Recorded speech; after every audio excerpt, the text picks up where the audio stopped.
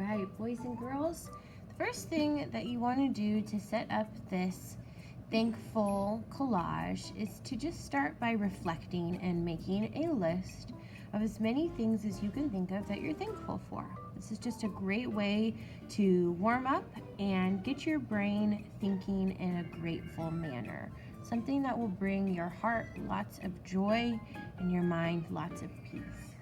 So I started by writing my name up at the top, and then I also dated it. I always like to go back and look at things like lists and journal entries or sketches to see when I did it. And then I like to label it. So I gave it a title. I am thankful for. You could write thankful things or thankful list, any way you want to title it, and then maybe put an underline under it. And then give yourself a few minutes to just reflect and think about all of the things you're happy and thankful you have. So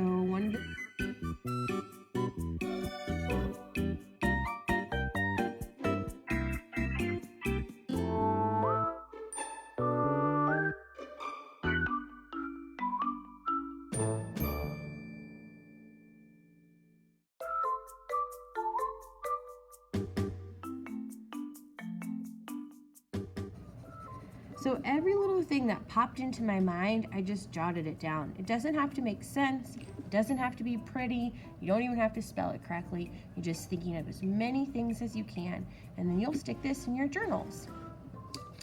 The next thing we're gonna need are a whole bunch of flyers, newspapers, magazines, mail, basically trash. Things that probably you would throw in the recycling bin or trash can after going through your mail. But I keep them because they make great art. So like this flyer has all these cool pictures of places you can go, maps, cruise ships, all kinds of cool things. Even just like little flyers you get for subscriptions have really cool pictures on it that you can keep, or neat fonts that you can use for wording. And then of course your advertisements for sales and coupons, they have tons of great images in it of all kinds of things that you might be thankful for. So hang on to that type of stuff, because that is the kind of stuff you can make great art projects with. So I went through and I found 3 objects that I wanted to include in my art project. All right, so 3 objects that you are thankful for. I went with kind of a food theme, but you could pick anything you want. Now I cut these out from the little ads, just really rough, and they're kind of jagged. They don't look really great, but you want to go back through and cut them in a nice shape. Like I cut the plate out into more of an oval shape. My grapes, I'm going to cut them around the shape of the grapes so that way you can kind of see more clearly what they are without all that extra paper. And all that extra paper, we won't need those, so we're going to throw them away. But when you're cutting out your objects, if you still have some scraps left over on the paper that are usable with maybe objects on them that you think somebody else might like, then put those back in the box and keep them. Somebody will use them probably. All right, but any of these like little tiny scraps that I'm getting here, those kind of things, please make sure they go in the trash, not into the box. So after I get these cut out, the shapes just look a lot nicer. The edge looks cleaner.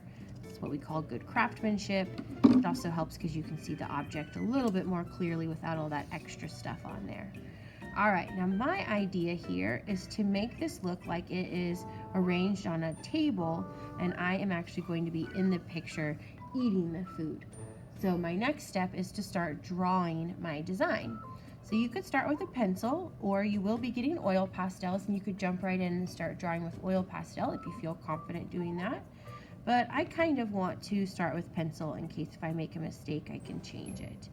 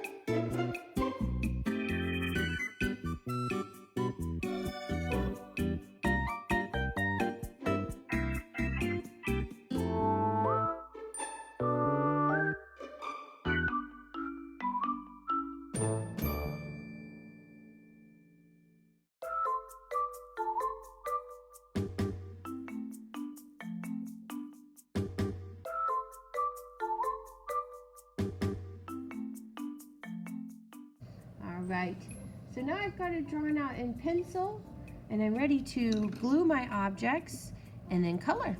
All right, now when you're gluing, please make sure that you are not overdoing the glue. Okay, little thin line right around that edge. Use your finger to kind of smear it around and then place it.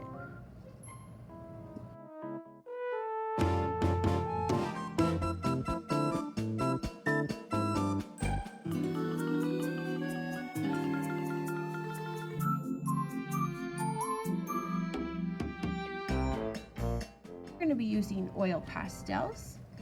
So oil pastels are fun because you can blend them and mix to make different colors. But you also can really solidly color on top of colored paper too. So that's kind of the nice thing about oil pastels. So now I'm just going to take my time to color this in nice and neat.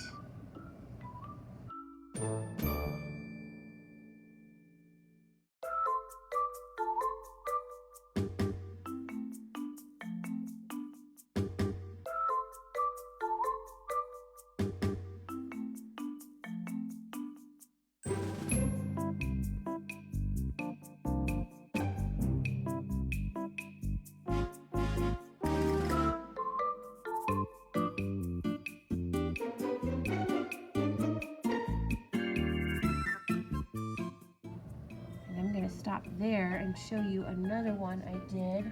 It's already finished. So my objects I clipped out were the pumpkin, this bowl of apples, and this little wording. It says fall great outdoors day. And so I found those little objects and decided to make a fall picture. So it's got a tree and some fall trees back in the distance and some grassy hills, some more fall pumpkins and gourds and leaves. So you could make a whole picture like this.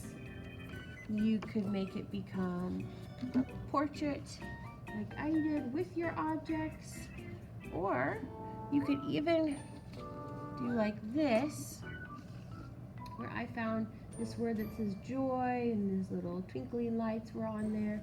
Cut out this word that says home and then this bed, and I made a whole theme about being at home and being calm and comfortable, getting rest and sleep and chill time. Those are all things that I'm really thankful when I get to have that, and when I get to get in my bed and be all cozy and sleep. I love those moments of peacefulness. So this is another way you could design your piece of artwork and decorate it with words and little shapes and doodles too.